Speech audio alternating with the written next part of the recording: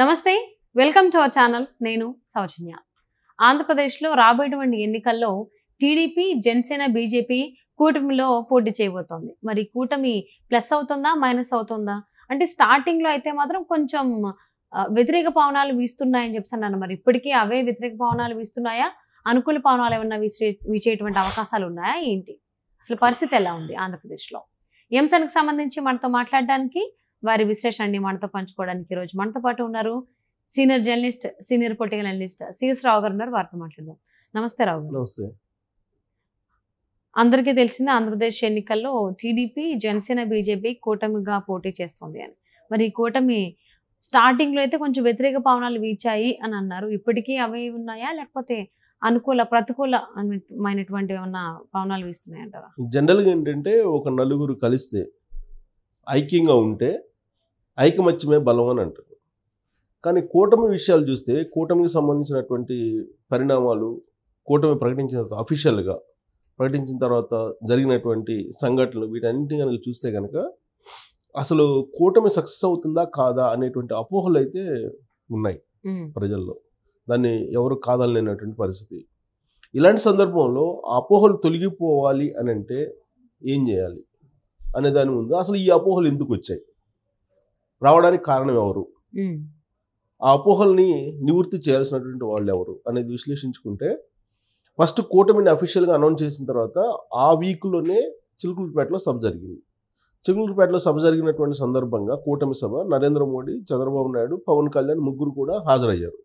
ముగ్గురు ఒకే వేదిక మీదకి వస్తున్నారు అనగానే చాలా హైప్ క్రియేట్ అయింది. అలాగే ఆసక్తి కూడా పెరిగింది అందరిలో. సో దానికి తగ్గట్టు, ఆ హైప్కి తగ్గట్టు అక్కడ సభ జరగలేదు. అక్కడ కోఆర్డినేషన్ తప్పింది. పబ్లిక్ అయితే వచ్చారు, వాళ్ళ అంచనా ప్రకారం అదంతా ఓకే. కానీ కోఆర్డినేషన్ అయితే ఎక్కడో మిస్ అయ్యింది అనేటువంటి ఫీలింగ్ వచ్చింది. అలాగే డయాస్ మీద కూడా కోఆర్డినేషన్ లేదు అనేది వినిపించింది.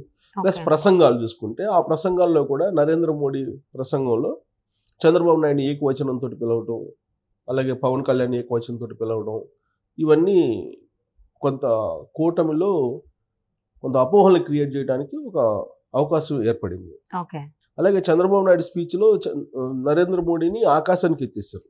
నరేంద్ర మోడీ ఒక్కడే దేశాన్ని ముందుకు నడిపించగలరు, ఒక ఆర్థిక శక్తిగా భారతదేశాన్ని మలచగలడు అనేటువంటిది బాగా ఆకాశానికి ఎత్తేసారు చంద్రబాబు నాయుడు.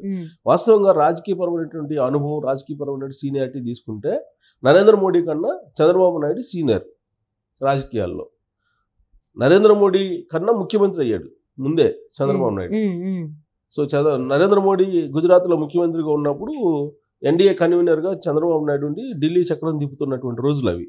సో ఏ కోణం నుంచి తీసుకున్నా కానీ సీనియారిటీ పరంగా రాజకీయాల్లో చంద్రబాబు నాయుడు, ఆ సీనియారిటీకి తగినటువంటి గౌరవం లభించలేదు ఆ వేదిక మీద నరేంద్ర మోడీ రూపంలో అనేది ఒకటి.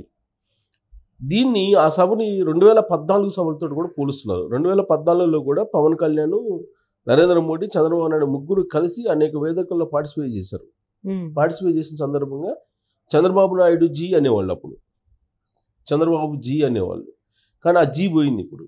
సో దాంతో అసలు నరేంద్ర మోడీ ఇష్టం లేకుండా ఈ కూటమిలో బీజేపీని చేర్చారా, ఇష్టం లేదా నరేంద్ర మోడీకి అనేటువంటిది ఒక అపోహ వచ్చింది. అసలు నరేంద్ర మోడీ ఆ సభకే రాడు అనేది వైఎస్ఆర్ కాంగ్రెస్ పార్టీకి సంబంధించి సోషల్ మీడియా ఒకనొక సమయంలో పెద్ద ఎత్తున ప్రచారం చేసింది. నరేంద్ర మోడీ అయితే రావడానికి వచ్చాడు, కానీ అక్కడ పేలవంగా అటు చంద్రబాబు నాయుడు అలాగే నరేంద్ర మోడీ మధ్య సంబంధాలు అనేది కనిపించాయి. ఆ రోజు నుంచి అపోహలు ఎక్కువగా బయలుదేరాయి. ఆ బయలుదేరిన తర్వాత ఆ అపోహలకి కట్ చేయకుండా దాన్ని మరింత బలోపేతం చేసుకుంటూ వచ్చారు. ఎందుకంటే అక్కడ సభలో law and order situation control తప్పింది, ఎన్నికల కోడ్ ఉంది, ఎన్నికల కమిషన్ చర్యలు తీసుకోవాలి. ఎన్నికల కమిషన్ ఇప్పటివరకు చర్యలు తీసుకోలేదు అక్కడ పోలీసుల మీద. సో దాంతో ఇప్పటికి కూడా జగన్మోహన్ రెడ్డి తోటి వీళ్ళు ఇండైరెక్ట్గా అంటగాగుతున్నారు. జగన్మోహన్ రెడ్డి తోటి సంబంధాలు బలంగా ఉన్నాయి, జస్ట్ ఫ్రెండ్లీగా మాడుతున్నారు. చంద్రబాబు నాయుడు తోటి ఇంట్లో ఇల్లాలు ఈదుల ప్రియురాలు అన్నట్టుగా ఈ పొత్తు ఉంది అనేది ఒకటి వినిపిస్తుంది. ఇక దీనికి ఇలాంటి చర్చ జరుగుతున్న సమయంలోనే రఘురామకృష్ణరాజు ఎపిసోడ్ వచ్చింది. రఘురామకృష్ణరాజు బీజేపీ తరఫు నుంచి నర్సాపురం నుంచి పోటీ చేయాలి. కానీ ఆల్ ఆఫ్ సడన్గా వాళ్ళు రఘురామకృష్ణరాజుకి ఇవ్వకుండా వాళ్ళు వర్మ అనే అతనికి ఇచ్చేశారు. దాంతో చంద్రబాబు నాయుడు చెప్తే విననటువంటి పరిస్థితి బీజేపీ అధిష్టానంలో ఉంది. జగన్మోహన్ రెడ్డి చక్రం తిప్పాడు బీజేపీలో పై స్థాయిలో అనేటువంటిది వినిపించింది. ఈ రెండు సంఘటనల కారణంగా కూటమి మీద అపోహలు తారాస్థాయికి చేరాయి. ఇలాంటి పరిస్థితుల్లో కూటమి మీద నమ్మకం తీసుకురావాలన్నా, రాబోయేటువంటి ఎన్నికల్లో కూటమి బలంగా ఉందని చెప్పి ప్రజల్లోకి తీసుకెళ్లాలన్నా కొన్ని చర్యలు తీసుకోవాలి. కఠినమైనటువంటి చర్యలు కనుక కేంద్ర ప్రభుత్వం కానీ, కేంద్ర ఎన్నికల సంఘం కానీ, లేదంటే రాష్ట్ర ఎన్నికల సంఘం కానీ తీసుకుంటే అప్పుడు ఈ అపోహలకి ఫుల్ స్టాప్ పడుతుంది. లేదంటే ఈ అపోహలు గాసిప్స్గా మారి ఆ గాసిప్స్ ఎటు నుంచి ఎటు వెళ్తాయో కూడా తెలియనటువంటి పరిస్థితి నెలకొంది.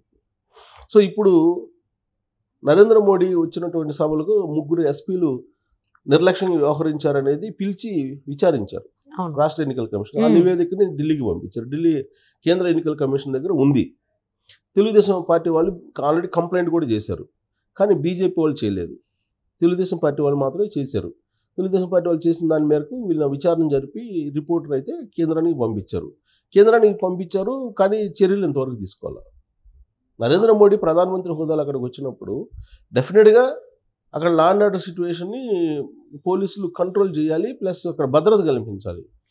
కానీ దానికి భిన్నంగా వ్యవహరించినటువంటి వాళ్ళ మీద ఇమీడియట్గా చర్యలు తీసుకోవడానికి ఇప్పటికి కూడా సందేహిస్తున్నారని అంటే జగన్మోహన్ రెడ్డికి సంబంధించినటువంటి వాళ్ళు జేపీఎస్లు ఐపీఎస్లు కాదు అనేటువంటి ప్రచారం జరుగుతుంది. అందుకే వాళ్ళ మీద చర్యలు తీసుకోలేకపోతున్నారు అనేది. అలాగే ఆంధ్రప్రదేశ్ డీజీపీగా ఉన్నటువంటి రాజేంద్రనాథ్ రెడ్డి, అలాగే జవహర్ రెడ్డి చీఫ్ సెక్రటరీ కూడా జవహర్ రెడ్డి, వీళ్ళిద్దరు కూడా కడప జిల్లాకు సంబంధించినటువంటి వాళ్ళు.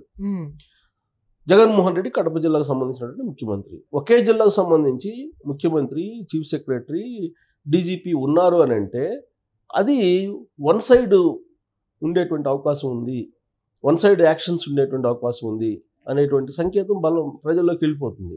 సో కాబట్టి ఇప్పుడు ఎలక్షన్ కమిషన్ ఏం చేయాలి? ఆల్రెడీ కంప్లైంట్ చేస్తున్న తెలుగుదేశం పార్టీ ఆ కంప్లైంట్ అయినా బేస్ చేసుకొని వాళ్ళని పక్కన పెట్టడం, లేదంటే తీవ్రమైనటువంటి కోడ్ విరుద్ధంగా వ్యవహరించినటువంటి వాళ్ళు సస్పెండ్ చేయడం, ఏదో ఒకటి చేయాలి. కానీ ఏమి చేయట్లేదు. చేయకపోవడంతో ఇప్పుడు అపోహలు ఉన్నాయి. ఏం అపోహలు? జగన్మోహన్ రెడ్డికే గతంలో మాదిరిగా నరేంద్ర మోడీ సపోర్ట్ చేస్తూ ఉన్నాడు, చంద్రబాబు నాయుడు జస్ట్ రాజకీయంగా వాడుకోవడానికి మాత్రమే ఉపయోగించుకోవడానికి ప్లాన్ చేశారు నరేంద్ర మోడీ, అమిత్ షా అనేటువంటిది వినిపిస్తుంది. ప్లస్ ఈ సీట్ల విషయంలో కానీ, అభ్యర్థుల ఫైనలైజేషన్ విషయంలో కానీ మొత్తం కూడా బీజేపీ వాళ్ళు చంద్రబాబు నాయుడుకి వ్యతిరేకంగా చేశారు. ప్లస్ ఈ ప్రకటించినటువంటి అభ్యర్థుల్ని కనుక చూస్తే అక్కడ వైఎస్ఆర్ కాంగ్రెస్ పార్టీని గెలిపించేలాగా వీళ్ళు చీకటి రాజకీయాన్ని నడుపుతున్నారు అనేటువంటి ఒక అపోహ ఇప్పుడు వస్తుంది.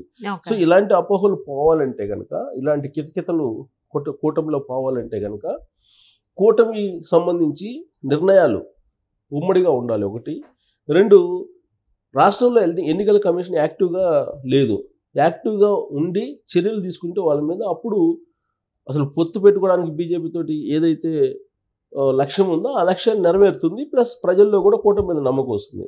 అలా కాకుండా జగన్మోహన్ రెడ్డి ఇవాళకి కూడా వైఎస్ఆర్ కాంగ్రెస్ పార్టీకి సంబంధించినటువంటి ఎమ్మెల్యేలు, జగన్మోహన్ రెడ్డి సభలు ఎంత జరుగుతున్నా కానీ నిలువరించేటువంటి పరిస్థితుల్లో లేరు.